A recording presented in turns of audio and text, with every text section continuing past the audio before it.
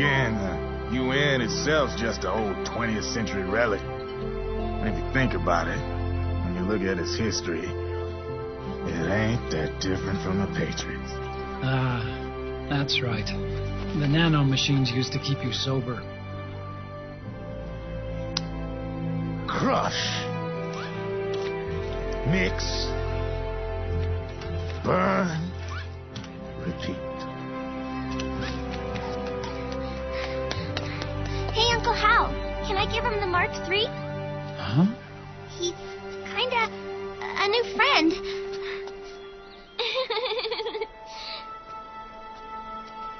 He lives near here.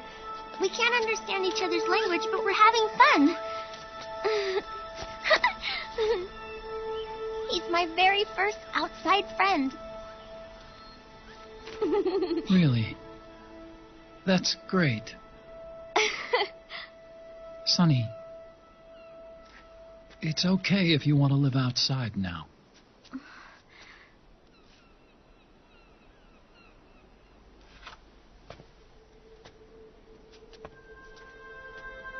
It's your life. There are other havens out there.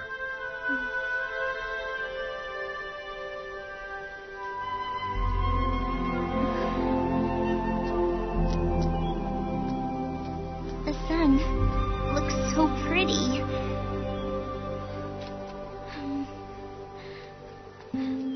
Sonny,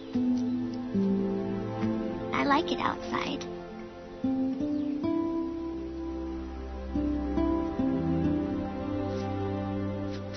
Uncle Hal, when is Snake coming back?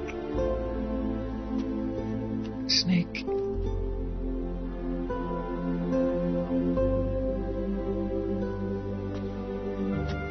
Is sick. So he went on a trip to help him get better. We're not going with him? No. He needs to be alone. I wonder if I'll ever see him again.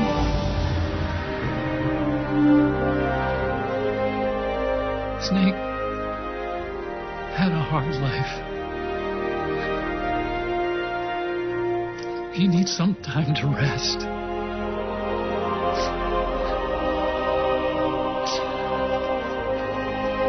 Are you crying, Uncle Hal? No. I'm not crying.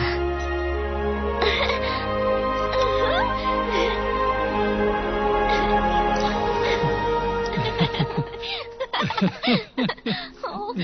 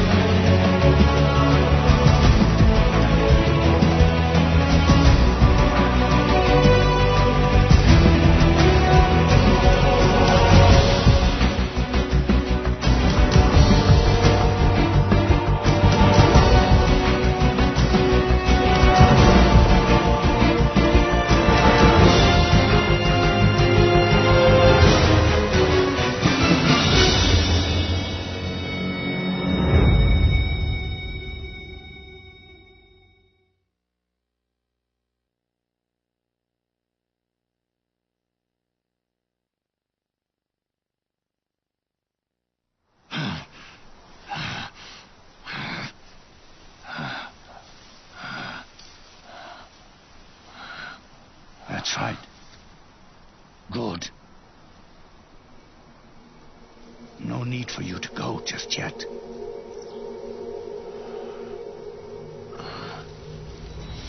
It's been a long time.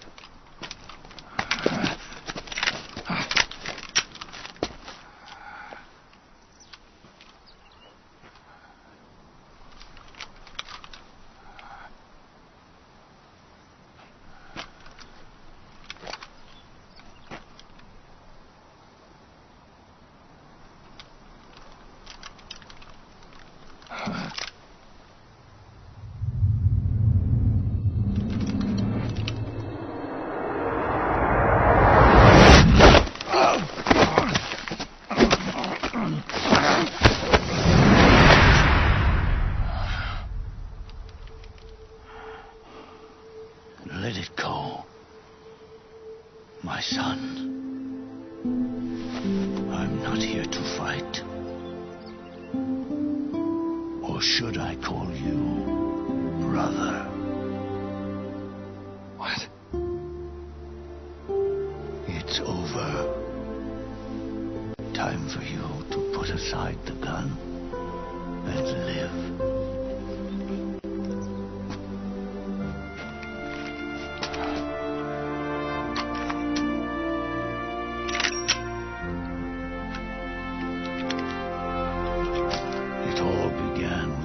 Of old fools. Now, they've all passed away. Their era of folly is over. I'm the only one left, and soon I'll be gone too. How can you still be alive? That body, liquid burned on the Volta, wasn't mine. That was the body of a clone. Solidus.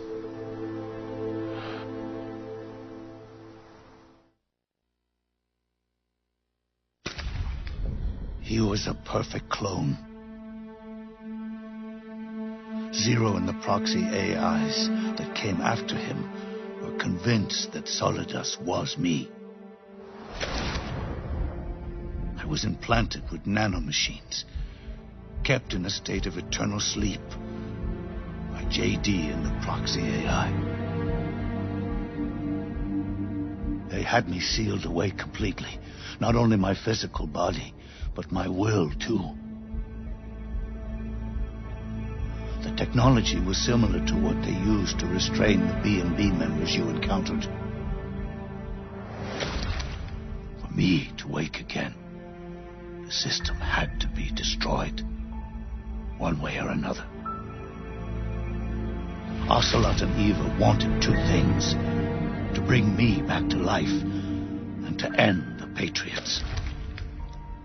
That meant destroying the AI and killing the man, JD and Zero. Right before you uploaded the virus into GW, the way to JD was opened, but only through the physical manifestation of GW. That's when we finally learned the location of this man, Zero. For me, and for them, for Naomi, nothing was more important.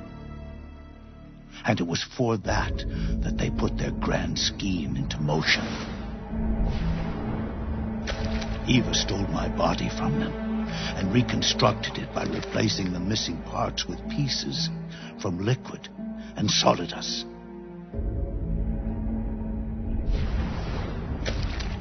Ocelot, in order to fool the system, used nanomachines and psychotherapy to transplant Liquid's personality onto his own.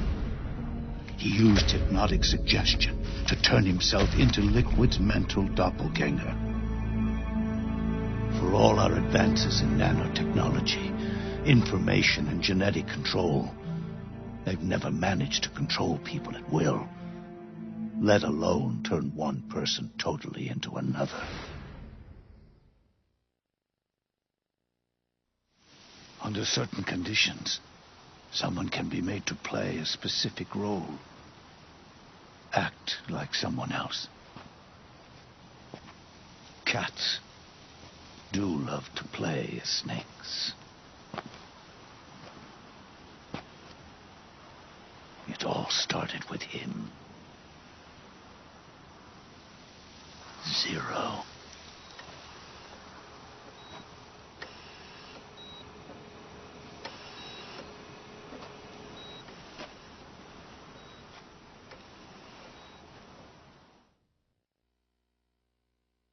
Zero grew old, and by the end his Patriots were being run by a network without shape or form. What do you mean, without shape or form?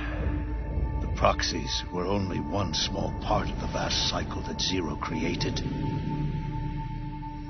The corporations, for-profits, and research institutions that comprise the military-industrial complex were part of it too. They operated on budgets automatically allotted to them by the proxies. Accounts maintained by the Patriots. The network covered everything from weapons R&D and investment to production and marketing. It encompassed the people, the companies, even the laws that protect them. Politics and economics became nothing more than iterations of the same oppressively uniform system. I don't think anyone realized that it was all a setup, a mere set of norms. The Patriots were those norms, a neural network reduced to its simplest form. That's what they really represented. Uniformity without individual will, without change. But then one day, those norms suddenly deviated from that pattern and underwent a mutation. It was like the birth of a new life form. The system found a new way to propagate itself. War. The norms the Patriots had crafted for their unified state quickly became dependent on a single business, the war economy. Meanwhile, the political cause of creating a cleaner, safer battlefield provided a convenient catalyst. By then, the system was no longer being steered by Zero's will, or anyone else's. It was then that the norms, manifested as AIs, the inheritors of Zero's will, began to reproduce and take on a life of their own. Zero's original intent was to carry on the boss's will and establish a unified world state, an inside world. But his successors failed to carry on his will. Eventually, JD became the very age itself, propagating its will as it pleased, and this age chose to act through economics instead of nation-states. Powered by the industrial and digital revolutions that came before it, this age gave birth to a twisted economic revolution, a battlefield revolution. It created a new world without substance. In this new world, there were no ideologies, no principles, no ideals, not even the thing she treasured most, loyalty.